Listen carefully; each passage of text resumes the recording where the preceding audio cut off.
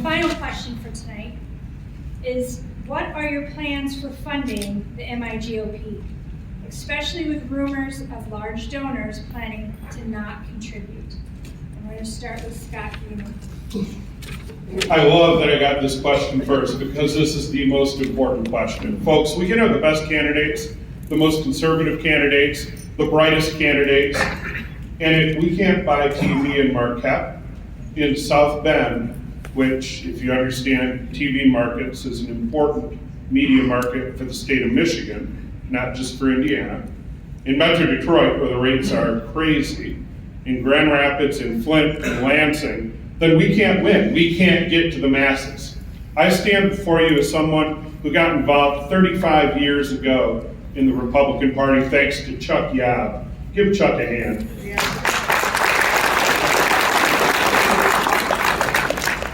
One of the absolute first things he taught me as a 20-year-old who literally didn't have two nickels to rub together, although John Igor's handed nickels out, so I saved them. He literally didn't have two nickels to rub together. But he said, Scott, you gotta donate. You gotta be part of the solution, you know? So we'd go to these dinners, you know, we're way out of my budget range, and he'd say, good news, I got the chairman to discount you, it's only $5. And I'd be like, wow. And I'd start donating $5, $10. And since that time, I've been a finance chair of a major county party. I've raised money for Supreme Court candidates, congressional candidates, ballot measures, state House and state Senate candidates, governors. Folks, I've raised millions of dollars for this party. And I have a relationship with many of those donors that many of those rumors are going around. They're in my phone. I'll call them. They will meet with me day one. I submit to you, I will work extremely hard on fundraising because Matt DePerno is spot on about one thing. Two goals: raise money and then use that money to beat Democrats. Thank you.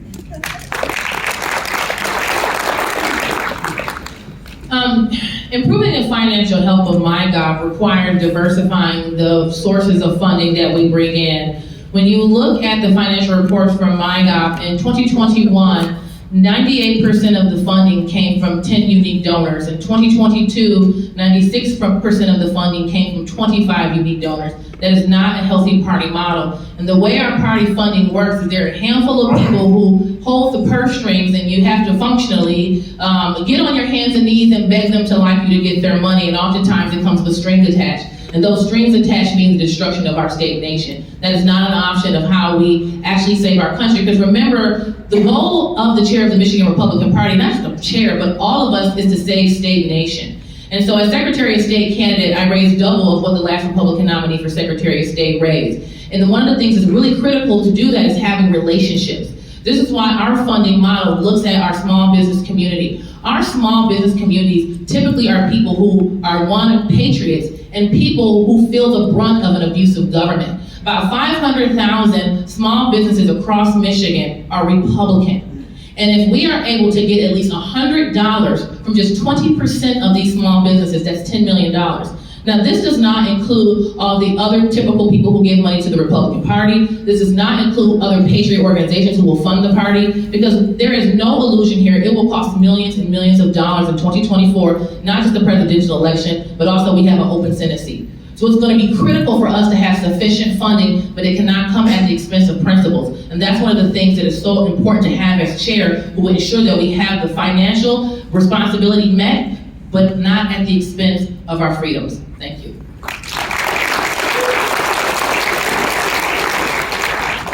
Over the last 10 years, MIGOP has spent over $100 million. What do we have to show for it today? Anybody know? Nothing. That's a shame. Every election cycle, it's a $500 million industry in Michigan. MIGOP needs to be ran like a business. 2023, no donor's gonna give. What is everybody gonna do? We're gonna wait until 2024 and say, hey, donors that don't exist, every candidate up here will tell you that. Please give us more money. No, we need a company. We need to be taking advantage of this $500 million industry, printing signs, offering these services to other states with other chairs that are struggling. We have to have our own media firm. We have to be rebranded to show that we are strong. And it's going to take an entrepreneur genius to do that. And that's why I sat down with my dad and said, Dad, how are we going to fund this company? And he goes, what do they do best? They're selling a widget. And what is our widget? A better way of life in Michigan. Christ, family, and country. And to do that, we need to have infrastructure. If we're not cash flowing in the off season, we're dying. And if a company's not growing, it's dying. And we are dead in the water. Day one, Sandy and I, we come from business backgrounds that we've been very fortunate with. And not only are we going to make an infrastructure that we're cash flowing unbelievable amounts of money, that we'll be able to offer our services to every 50 states, we're going to be rebranded that the donors, because I'll take their money too, are going to look at us and be like, that's somebody I want to invest in. Somebody that doesn't launder money. Somebody that's transparent. Somebody that says they're spending it wisely because it's of the people. And when you have a Christ-centered leader that answers to God, you can have a company that has third-generation employees. And I learned that from the greatest entrepreneur of my life. Two things he made sure that I knew in my life. At 7 years old, personal relationship with Jesus Christ. At 8 years old, you got to start making money, and this is how you do it, son. And so I've been doing it all my life, and that's what I offer to MIGOP. Financial freedom. So the unity starts today. Money is not an option anymore. Scott?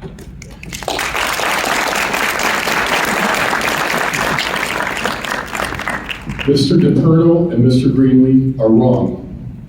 You will never win again with money. You will not win again until you get rid of this election process. It is correct, it's corrupt, and it's fixed. We have selections, we don't have elections. So I got news for you. Raising money is not going to mean beans.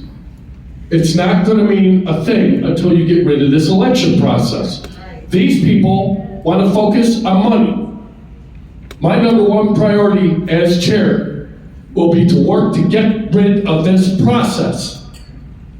Now, what do you do about the money?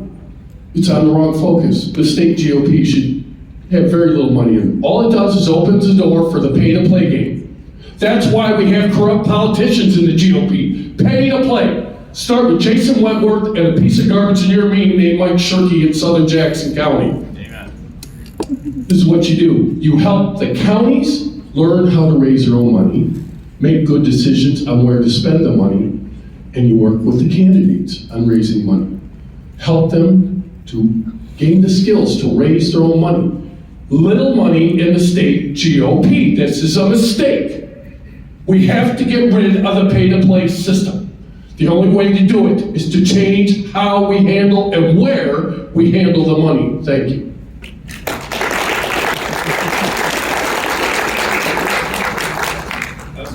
Gretchen Whitmer had $50 million. We better learn how to raise $50 million if we want to compete.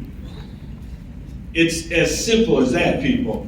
You have to raise money in political systems and political parties if you want to compete. Otherwise, we will no longer be a political party. We will become a third party and non-influential across the country. So again, we raised $5.8 million in our campaign. We raised $1.4 million in low-dollar donations. Garrett Soldano raised $2 million in low-dollar donations. He's my co-chair. That is only about $3.4 million. MIGOP raised about $1 million in low-dollar donations this last cycle. We are not going to get it simply through low-dollar donations. We better learn how to communicate better, and we better have leadership at the top of the party who can go out and build relationships with people who have money. I tell you what, every one of you should go out and run a statewide race. Run for Attorney General, Secretary of State, run for governor. Get some institutional knowledge so you understand how the system works. But if we don't raise enough money to get on TV before the August primary like Whitmer did, we can't get our message up. I did 500 events. I reached 50,000 people. It's not enough. I cannot do enough events as a candidate to reach the number of people, 2 million people that we need to vote. You need TV to do that. In order to get TV, you need money. You need money to fund your programs. I want to build the biggest absentee ballot collection process this state has ever seen. I will bring proposal 2 to the Democrats. I will be the barbarian that meets the Democrats in the arena and does it better than them when they bring 1 million ballots to the election day. I will bring 1.5 million, but you damn well better have money to do it. Thank you.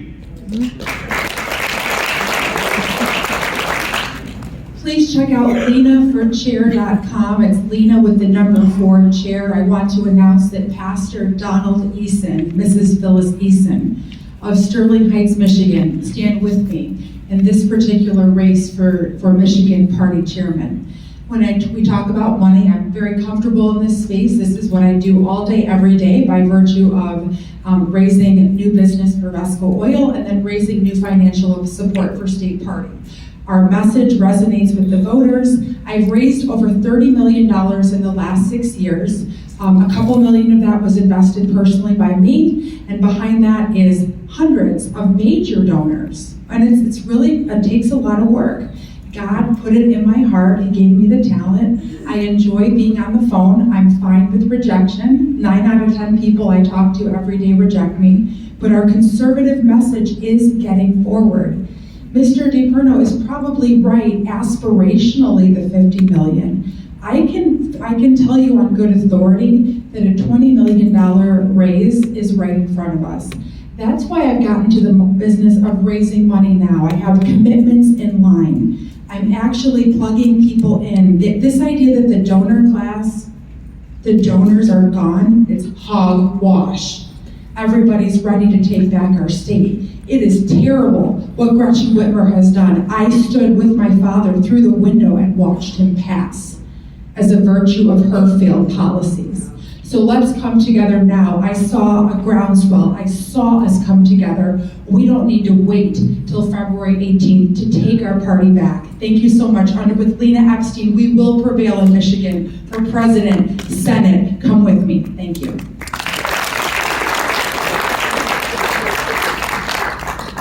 Back on the table there with my brochures, like everybody to remember this, or grab your phone, Freedom Teams through Freedom Works. There's brochures on there. What this is a class that teaches everyone about state government. Where best do you work to fit in? How best for the new wild stallions we have in our party, which are awesome, how best to give them direction that they sorely need.